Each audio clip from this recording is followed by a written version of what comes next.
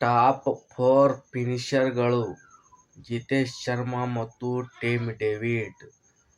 ಇವೇನು 5ನೇ ಸ್ಥಾನದಲ್ಲಿ 6ನೇ ಸ್ಥಾನದಲ್ಲಿರಲಿ, ಒಟ್ಟು ಗೇಮ್ ಫಿನಿಶ್ ಮಾಡುವಂಥ ಕೆಪಾಸಿಟಿ ಅವ್ರಿಗೆ ಐತಿ. ಅಲ್ಲಿ ಎಷ್ಟು 10 ಓವರ್ ಇರಲಿ, 4 ಓವರ್ ಇರಲಿ, 3 ಓವರ್ ಇರಲಿ, ಹೊಡಿಯಂಥ ಕೆಪಾಸಿಟಿ ಇವ್ರಿಗೆ ಐತಿ. ಇವು ನಮ್ಮ ಟಿಮ್ ಡೇವಿಡ್ ಅವರು ಯಾವಾಗ ಕಳಿಸಿದ್ರು, ಮೊದಲು ಮುಂಬೈ ಇಂಡಿಯನ್ಸ್ ಆಡಿದ್ರು, ಆಮೇಲೆ RCB ಟೀಮಿಗೆ ಬಂದರು, ಒಂದು ಕಪ್ ಹೊಡೆದ್ರು. 2026 ಆಡಕತ್ತಾರ. ಇನ್ನು ಈಗ ಒಂದಿಷ್ಟು ಪ್ಲೇಯರ್ RCBದವ್ರು ಉಳ್ದಾವ್ರಿ, ಒಂದಿಷ್ಟು ಪ್ಲೇಯರ್ ಬಿಟ್ಟು ಕೊಟ್ಟಾರ. ಈಗ ಟಿಮ್ ಡೇವಿಡ್ ಗೇಮ್ ಫಿನಿಶ್ ಮಾಡುವಂಥ ಕೆಪಾಸಿಟಿ ಅವಂಗೈತಿ. ಪವರ್ಫುಲ್ ಬ್ಯಾಟಿಂಗ್ ಮಾಡ್ತಾನೆ. ಎಲ್ಲಿ ಯಾವ ಹಂತದೊಳಗೆ ಕಳಿಸಿದ್ರು ರನ್ ಹೊಡೆಯೋಂಥ ಕೆಪಾಸಿಟಿ ಅವಂಗೈತಿ. ಯಾವಾಗ ಕಳಿಸಿದ್ರು ಜಿತೇಶ್ ಶರ್ಮಾ ಅವರು ಹಂಗೆ ರೀ. ಜಿತೇಶ್ ಶರ್ಮಾನು ಅವನು ಹೊಡೆಯೋಂಥ ಕೆಪಾಸಿಟಿ ಅವಂಗೂ ಐತಿ. ಮೊದಲ ಇಂಡಿಯಾ ಪ್ಲೇಯರ್, ಇದು ಇಂಡಿಯಾ ಸಾಮಾನ್ಯ ಪ್ಲೇಯರೇ ಇರೋಂಗಿಲ್ಲ, ಹೊಡೆಯೋಂಥ ಕೆಪಾಸಿಟಿ ಅವ್ರಿಗೆ ಐತಿ.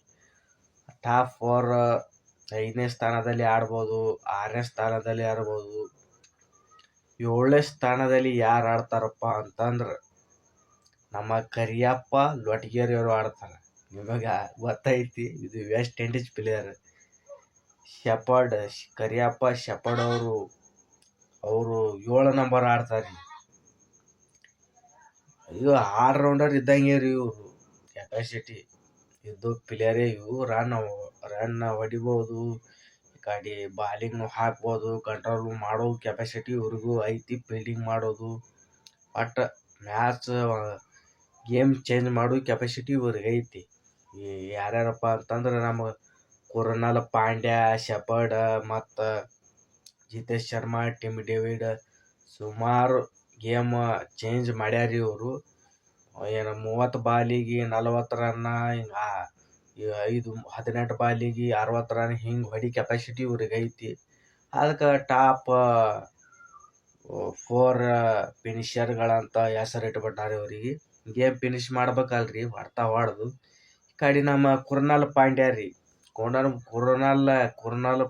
ಈ ಕಡೆ ಕೃಣಾಲ್ ಪಾಂಡ್ಯನೂ ರೀ. ಕೃಣಾಲ್ ಪಾಂಡ್ಯ ಸಾಮಾನ್ಯ ಪ್ಲೇಯರು ಅಲ್ಲಿ. ಇದು ಹೊಡಿಯೋಂಥ ಕೆಪಾಸಿಟಿನೂ ಐತಿ ಇದಕ್ಕೆ. ಗೇಮ್ ಸೋಲುವಂಥ ಗೇಮನ್ನು ಟರ್ನ್ ಔಟ್ ಮಾಡುವಂಥ ಕೆಪಾಸಿಟಿ ಇವಂಗೈತಿ. ಡೇವಿಡ್, ಶೆಪರ್ಡ್, ಜಿತೇಶ್ ಶರ್ಮಾ ಇಂಥ ಪ್ಲೇಯರ್ ಗೇಮ್ ಹೆಂಗ್ರೆ ನಂಬಲ್ಲಿ ತರಬೇಕು, ಹೆಂಗೆ ಆಟ ತಲೆ ಓಡಿಸಿ ಗೇಮ್ ಚೇಂಜ್ ಮಾಡಿಬಿಡೋದು. ಈ 4 ಪ್ಲೇಯರ್ ಭಾಳ ಡೇಂಜರ್ ಅದಾರ. ಕಡೆ ನಮ್ಮ ಹಾಗೆ ಬಾಲಿಂಗ್ನು ಹಾಕ್ತಾನೆ ರೀ. ನಮ್ಮ ಕೃಣಾಲ್ ಪಾಂಡ್ಯ ಬಾಲಿಂಗ್ನು ಹಾಕ್ತಾನೆ. ಆಲ್ರೌಂಡರ್ ರೀ ಇದು ಕ್ಯಾಂಡಿಡೇಟ್. ಕಡೆ ಬಾಲಿಂಗ್ನು ಹಾಕ್ತಾನೆ, ಈ ಕಡೆ ಬ್ಯಾಟಿಂಗ್ನು ಆಡ್ತಾನೆ. ಅದಕ್ಕೆ ಇವಂಗೆ RCB ಒಳಗೆ ಇಟ್ಕೊಂಡ್ಬಿಟ್ಟಾರ.